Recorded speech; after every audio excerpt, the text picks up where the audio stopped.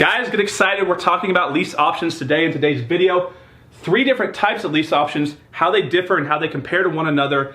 I'm gonna talk about what a lease option is in the first place and how it can help you make money as a good exit strategy in your real estate investing business. Now, it's important to understand before we dig in here that when you start your business, you're gonna have a lot of shiny objects. You're gonna have wholesaling, flipping, landlording, owner financing, lease options, land arbitrage, mobile homes, apartments. Guys, so many different ways to make money in real estate and they all work. And I know people have made a lot of money in each and every strategy. People can just be a successful real estate agent, right? But you don't have that much time.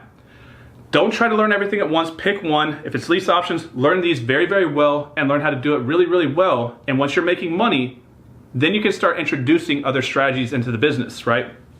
So it's important to not go overboard and try to do too much in the beginning because that's what burns people out. They're not having any results. Pick one strategy, get really good at it, and then learn these other ones. So what is a lease option anyways? So a lease option is a combination, it's a lease with an option to buy, right? So why would somebody want to go into a lease option?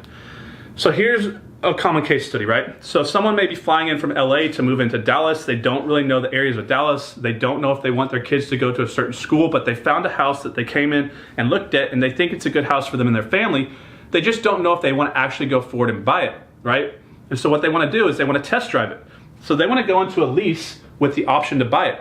And essentially, they're going to have either a 6-month, 1-year, 3-year lease, and they're going to give you what's called an option credit or a down payment for the right to have the option to buy that house later. So you may go into a lease option with someone for, let's say, $6,000 down as the option credit that they get to live in the house for $1,200 a month for a year with the option to buy the house at $300,000. So if that house goes up to $350,000 and they like it, what do you think they're gonna do? And they like the school district for their kids, they're gonna exercise that option. If the house goes down to $200,000, do you think they're gonna exercise that option if the neighbor's dogs are always barking and they hate their neighbors? No, they're gonna walk away. So it's an ability for individuals to move into an area and test drive a property before they actually know if they wanna follow through and close on it. So that's one reason. Another reason is someone may really, really want that house and maybe right next to their mother or a family member and their credit's messed up and they can't get a bank loan. So they may wanna go into a lease option and work on their credit over that year. And a lot of times lease option investors help these individuals work with their credit to get their credit up because they may have had a divorce or a health issue and it may not even have been their fault. They shouldn't be penalized, right? So we're gonna go into a lease of some determined period amount of time, get some type of down payment to go into an option to buy that house that they can exercise later, and it's a unilateral option, that meaning that the investor or the individual selling the house doesn't have a say in whether they exercise that option or not. It's up to that buyer. They can either go forward or not, but if they choose to elect to not go forward, they forfeit all of that down payment that they put up, whether it's $10,000, $20,000, $2,000, whatever it was, they give that up. Now, let's talk about these different types of lease options because there's 3 different types of options here that I want to go over. The first one is the one that most investors like to do. It's called a sandwich lease option. Imagine a ham sandwich, right? Are you the ham and cheese? Are you the end? Are you the bread? What we're gonna do is we're gonna be the middle. So the first person, the A party, right? They're going to have a house that they wanna sell. And they may not even know what a lease option is. And I can reach out to this individual and I say, what happens if I can get you a higher price for your property and get you some cash flow and you can rent this house out to an individual with an option to buy? And I go through and explain to them the process, guys. And clearly I'm not a lease option expert. And I'll tell you who is in here just a little bit and how you can contact them. But say we go talk to that homeowner and say, what happens if I can, get you someone that's gonna pay you $1,500 in rent and buy your house for $400,000 a year from now, and this somehow is appealing to them. And they say, I wanna do that. And then they say, what's the next step? Well, what I'm gonna do is go into an agreement with you and I'm gonna go find someone and I'm gonna put them in the house on this agreement, right? And so I'm gonna go out there and I'm gonna find a lease option buyer. And I'm gonna be in the middle. And let's say we structure this where, I'm giving the homeowner $2,000 out of the $8,000 credit I get down for the option, and I take $6,000, or you don't even have to give them anything, or you can give them half, it's really up to you, whatever agreement you have. Yet I find a person that wants to pay $425 or $450 who's gonna pay more, and I find an individual that's gonna pay $1,700 in rent, right? So what I'm doing is I'm creating 3 profit centers. A profit center gap with a down payment. Say that homeowner only wants $3,000 down and I can find someone that pays $8,000 down, I get to put $5,000 in my pocket. So you make a profit center on the down payment. On the purchase price, say the A party only wants this C party, who's the real person who's coming in to buy the house on a lease option, and you're sandwiched in the middle here at the B.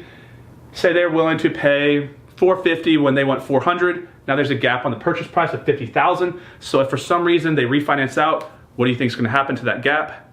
You're going to get it. And then the monthly payment. Say I can get someone to pay $1,700 a month when all that first party wants is $1,500 a month. So I'm getting a gap on the monthly payment. I'm putting cash flow in my pocket. If the house is refinanced out, I get the difference between the purchase price, right? Getting money there too. And then I'm getting a spread in the down payment on the front side. So that's the benefit to the sandwich lease option. You're getting all three profit centers. Now what about a straight line option? Now some of y'all own a house right now, and you may just want to lease option it because you may want to get higher rent, which is a reason to do so, because someone who's getting the opportunity to lease option the house as a buyer on the buyer side may pay you a higher rent to secure that property. And what if you just need quick cash? Say someone just moved out of your rental property. You can do a lease option for a year. Say normal rent rates are $1,200. You maybe will get $1,350 or $1,400, get a higher rent rate, and give them the option to buy the house at a high price. So the benefit to you would be you get a big down payment. Say you got $6,000 down and you had 10 rental properties. You could bring in $60,000 just like that if they all went vacant. So you're just gonna be a straight line option. There's no third party in between. You are actually the person that owns the house. You own it, and this is the person who's gonna buy it on a lease option, or who's gonna go into the agreement with you to potentially exercise their option later. So it's a straight line direct to that individual who's coming in to live in the house on a lease option, right? If that makes sense. Whereas up here before, you're reaching out to someone who owns a house, who wants to sell it, explaining to them, educating them what a lease option is, and then you're finding the buyer, but you're staying sandwiched in between.